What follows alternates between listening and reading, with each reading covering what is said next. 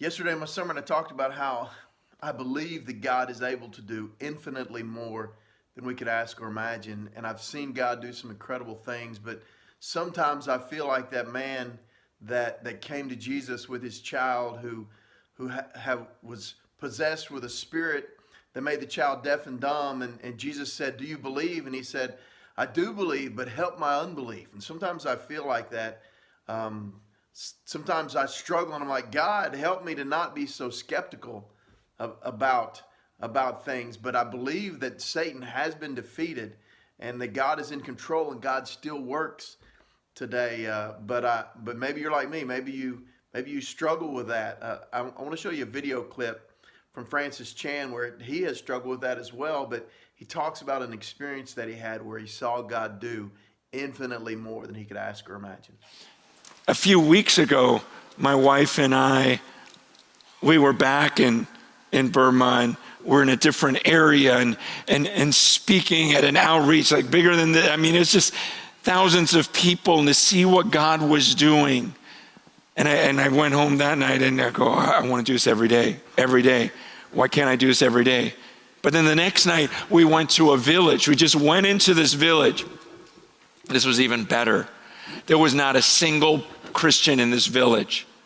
From best we understand, they've never heard one word of the gospel. But this woman we befriended, she had built relationship with the village elder and they allowed us in and said that, that we could share our story with them. And to have a whole village, in one place who've never heard. And for me to just, as the words were coming out of my mouth, I can't tell you how happy I was. I can't tell you how you just go, this is why I'm alive. This is the whole point of my existence. This is why I'm here, to share this message. And my translator told me afterwards, he goes, when we started driving into that village, he goes, my heart was pounding. He goes, because I came here years ago and they chased me out, throwing rocks at me, coming at me with knives. And he tells me after, But, he goes, just understand, he goes, some of the things you said scared me. But we translate it word for word, going, what are they going to do? And these people were believing. And after the message, we said, hey, is anyone sick? Does anyone need to be healed? And let me just say, let me preface this. This is very new to me. Most of my Christian life, I did not believe in supernatural healing. I was taught it doesn't happen anymore. But the more I studied this book, the more I'm going, that doesn't make sense.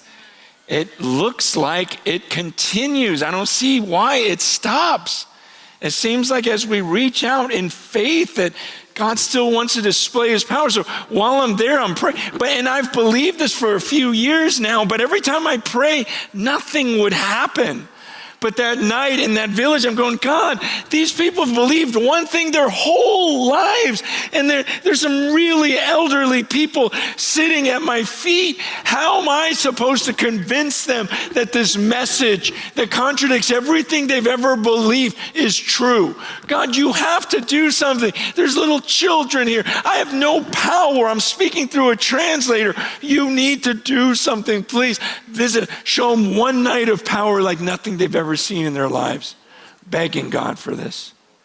And believing scriptures that I memorized as a high school student came alive in me, where I believe that Christ and I are one.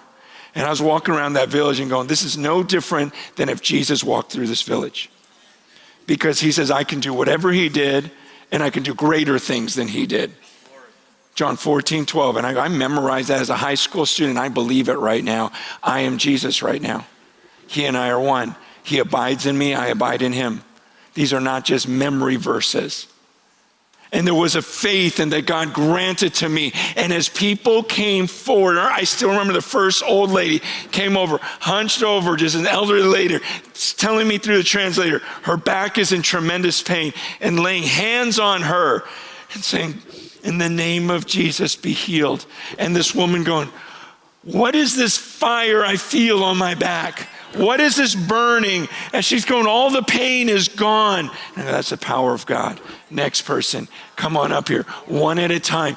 Everyone, you guys, this is not normal to me. This is the first time in my life, 52 years, I've never experienced this. Everyone I touched got healed. It was a crazy thing. I've always wanted to see this. I've even gone to other places where I thought I would see it. I never saw it. You guys, so this is not some guy that says, oh yeah, then this happened, and this was freaking me. The night before, there was a little girl, probably about 10 years old, and her little brother, probably around 7, deaf and mute since the day they were born. We laid hands on that little girl. She starts crying and smiling as she's hearing for the first time, and then praying for her little brother. And man, and I'm a skeptic, so I'm asking, okay, you sure? No, they were deaf, right? No, because I don't know. I want to believe, and I don't want this to be an emotional thing. And it's like, then we even sent a team to them the next day. Go find out if they are, if this is really, seriously. And I want to know they really hear, and to see it happen. Understand, this freaked me out. It shouldn't have, but it did, just because I'd never seen it. It's like I had faith, like it's there. It's just when you don't see it. And I saw it, and I got to partake in it that night and be a part of what I believe is supposed to happen. Did you notice in this video Francis Chan's passion for the gospel of Jesus Christ, his passion to share the good news with people who have never heard it? And I wonder if the reason that we don't experience some of those things in the New Testament that we read about in the book of Acts, I wonder if it's because of our motivation. James chapter 4 talks about we have not because we ask not, but when we do ask, it's for selfish motives. And I talked about that in my sermon, that typically our prayers are selfish prayers. God, make me happy. God, do this for me or for someone that I love. But what we see in this little video clip is a passion for the gospel of Jesus Christ, and then we see God working in ways that maybe we've never seen before. And I wonder if the difference is the motive. The motive is, I want to share this truth of Jesus Christ with as many people as I can, and look what God does to help me. I wonder if our passion for Christ, our passion for the gospel of Christ, if it grew, if we would experience what we read in the book of Acts more so than we do now. Y'all have a great day.